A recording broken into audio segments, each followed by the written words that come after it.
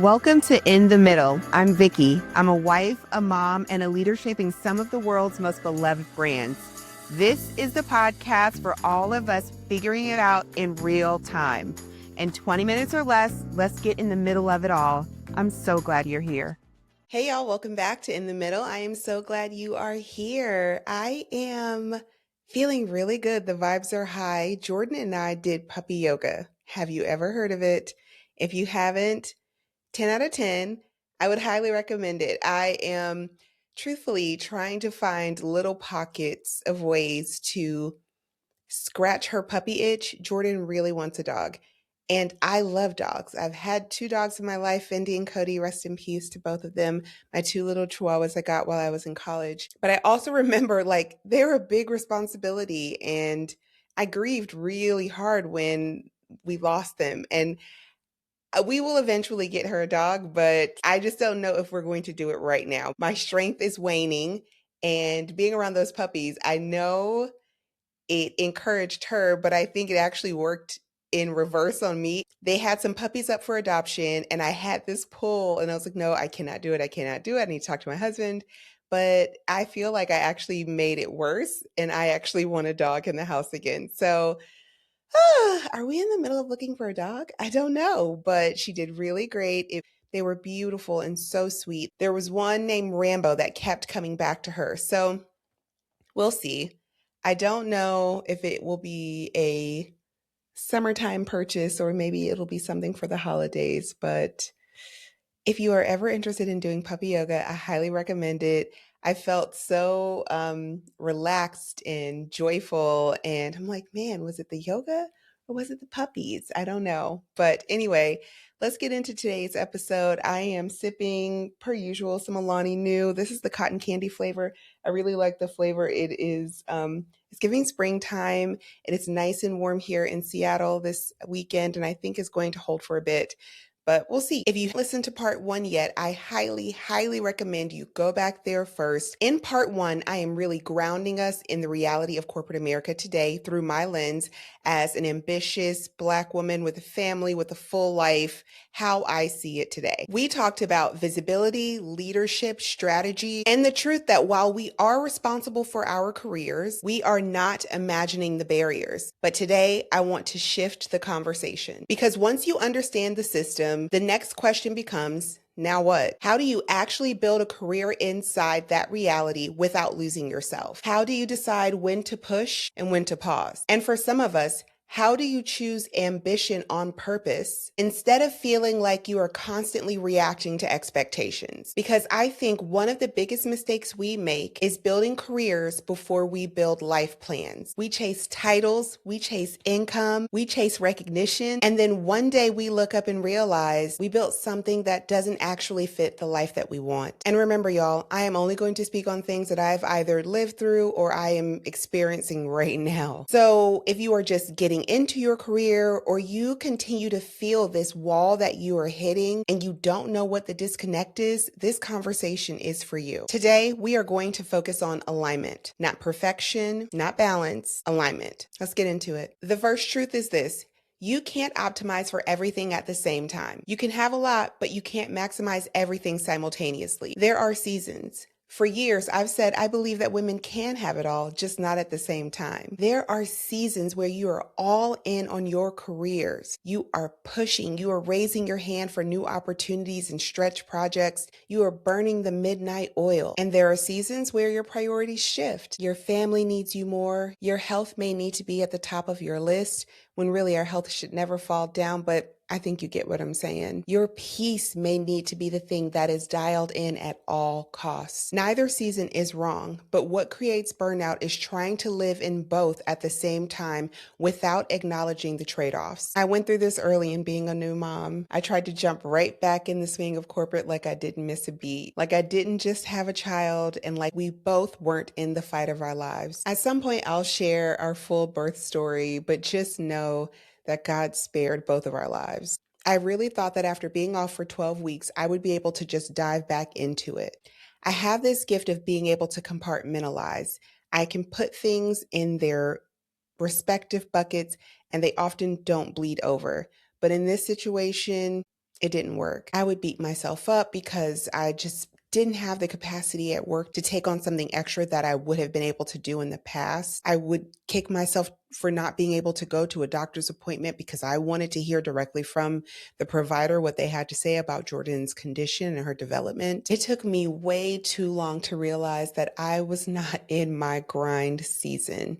I was in my sustainment season. I needed to still focus on healing my physical body, healing my mind and my heart. I had to mourn the loss of the birth and the newborn experience I thought we were going to have. I had to give myself permission to lean into my family and healing myself, and that was okay. It was actually more than okay. It was the right thing to do for the needs in my life. I realized through that experience, if you don't define your season, you'll constantly feel like you're failing at work, failing at home, failing yourself, when in reality, you're just trying to optimize for too many things at the same time. Clarity creates peace. So the question you have to ask yourself and answer honestly is, what season am I in right now? And am I making decisions that align with that? Once I had that clarity, it made my priorities that much easier to recognize.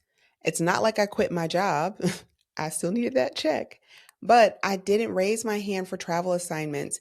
I didn't take on the stretch projects. I'd accepted that even if I lost a little momentum in that season, it was absolutely worth it in the long run. I'd give my heart, my mind, and my body time to heal. I was able to fully focus on my daughter's needs and her care. I needed to learn about medical advocacy, and not just in the practical sense. I also needed to address my people-pleasing tendencies. I quickly had to accept that I was going to make medical providers uncomfortable if I pushed back on their recommendations or the level of care I thought we were receiving. Today, of course, hindsight being 2020, I believe that if I hadn't fully leaned into her healthcare and leaned back a bit from the work environment, I would not have had the capacity to develop those skills and to be as dialed in as I am today about her diagnosis and the different ways to support her. And candidly, me developing a muscle of being comfortable with uncomfortable conversations didn't just serve my family in that season. It was a skill I needed as I became a people leader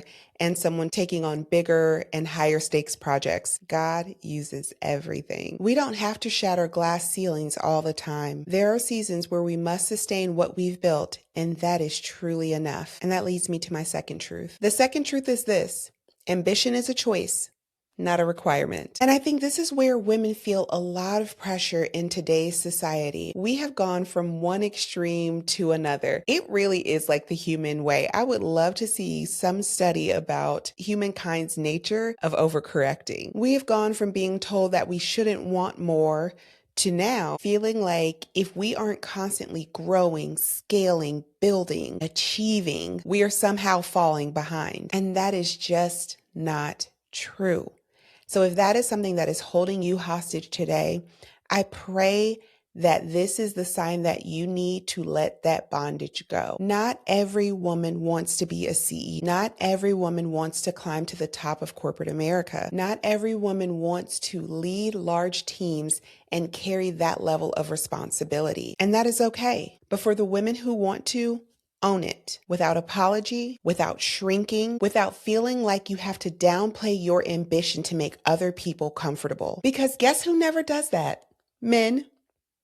But also for my women who don't want to do that, own it too, without guilt, without comparison, without feeling like you're not doing enough. Because the goal is to not fit into someone else's definition of success. The goal is to be honest about your own. Ambition should be intentional, not inherited, not assumed, not forced. Because if it's not your heart's desire, it will always feel exhausting.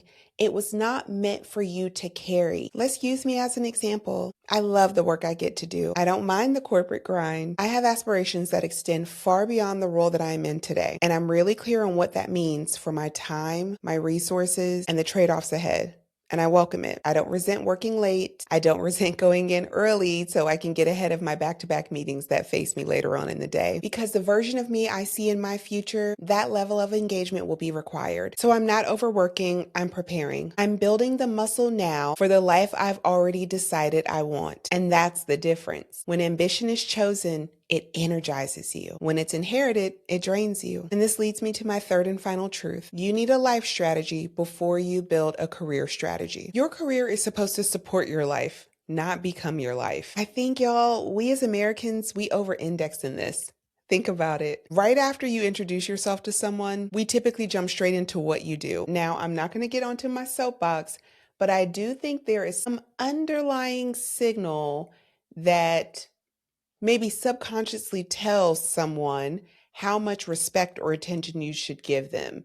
If you say, "Oh, I do X for a living," it may warrant a different response the more notable the role is. I don't think it's right. I think sometimes the work we do is the least interesting thing about us. But I do notice in my interactions with people from other countries, we're the only ones that do that consistently. I've worked for global brands for many years and I have traveled internationally, and I find that we over index in going straight into the work that we do, our roles, our titles, when folks from other places, they talk about their families, their passions, their arts, things that actually really matter a lot more. But I digress. Maybe we can save that for another conversation. I think too many of us were taught to chase the job, chase the career, chase the education first, and the life piece, that'll come a little bit later. And I get it. It came from a really good place. For me, I was raised in the late 80s, early 90s, and there was this very overt messaging that I received. You needed to be an independent woman. You needed to make your own money. You needed to get a college degree.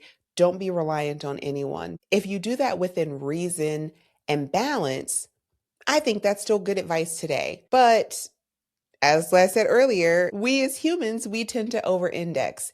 And that is how I think a lot of us end up successful on paper, but unfulfilled in reality. So before you make your next big career move, big pivot, your next big decision, ask yourself a few questions. What do I actually want my life to look like? Do I want flexibility? Do I want wealth? Do I want impact? Do I want leadership? Do I want a more consistent schedule? Do I want to be deeply present at home? Because different answers require different strategies, and no one can answer that for you. Not social media, not influencers, not a podcast host, not even your mentors, which is why I always say, eat the meat, spit out the bones. Learn from people, study their different paths. I said it last week, but I think it warrants repeating. Take what resonates, but don't make anyone your blueprint. You need your own board of directors, people who actually understand your life, people who can challenge your thinking, people who can help you make decisions that align with your actual goals,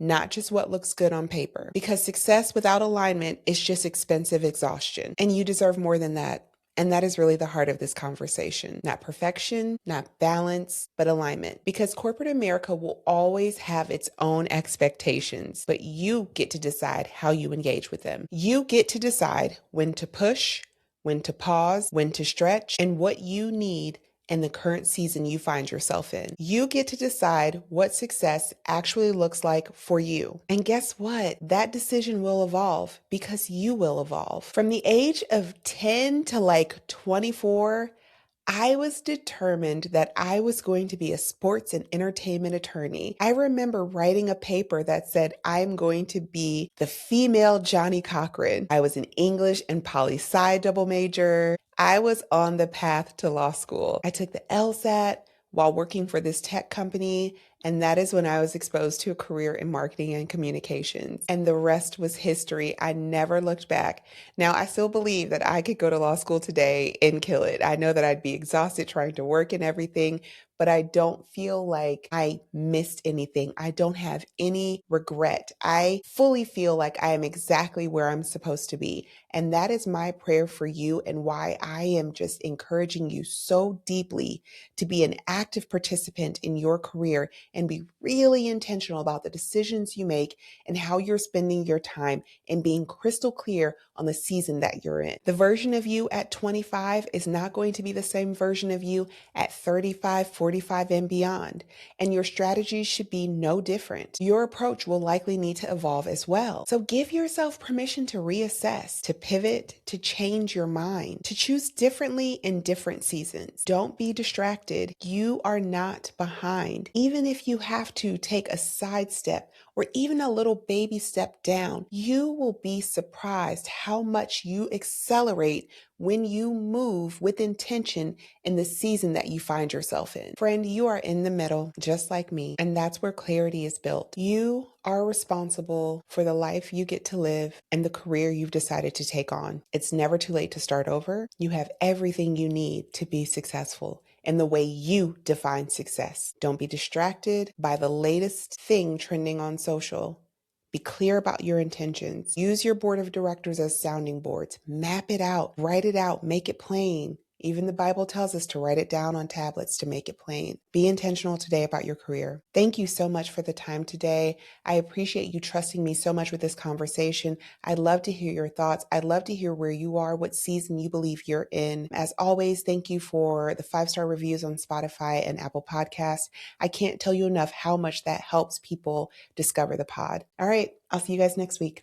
Bye. Thanks for listening to In the Middle. If this episode resonated with you, share it with a friend and click subscribe so you never miss an honest conversation about life in the middle. I'll see you next time.